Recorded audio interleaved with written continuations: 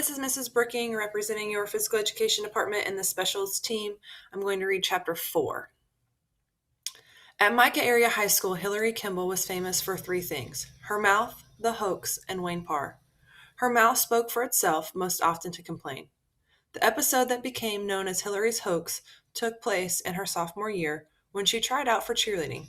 Her face and hair and figure were right enough, and she surely had the mouth. She made the squad easily.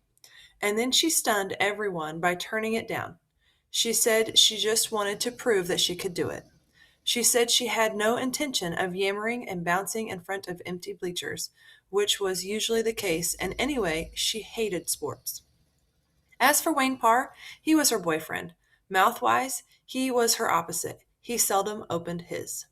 He didn't have to. All he had to do was appear.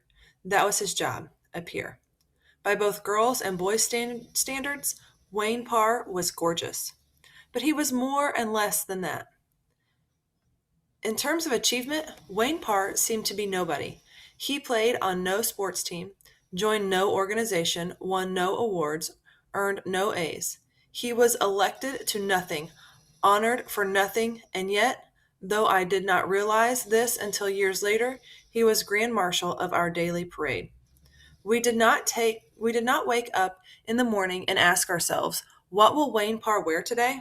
Or how will Wayne Parr act today? At least not consciously, but on some level below awareness, that is exactly what we did. Wayne Parr did not go to football and basketball games, and by and large, neither did we. Wayne Parr did not ask questions in class or get worked up over teachers or pep rallies, and neither did we. Wayne Parr did not much care. Neither did we. Did Wayne Parr create us, or was he simply a reflection of us? I didn't know. I knew only that if you peeled off one by one all the layers of the student body, you would have found at the core not the spirit of the school, but Wayne Parr.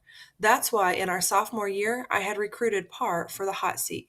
Kevin was surprised. Why him? Kevin said. What's he ever done? What could I say?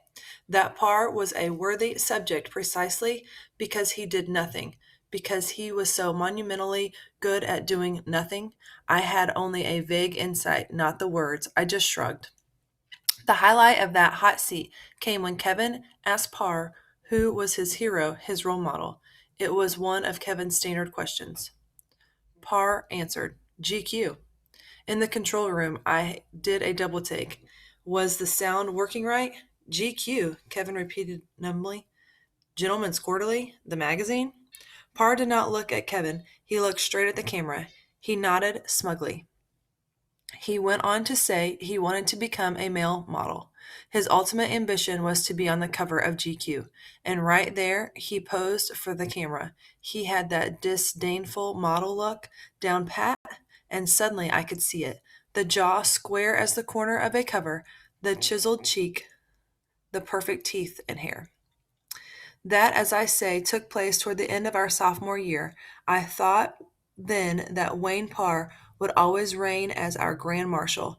How could I have known that he would soon be challenged by a freckle-nosed homeschooler?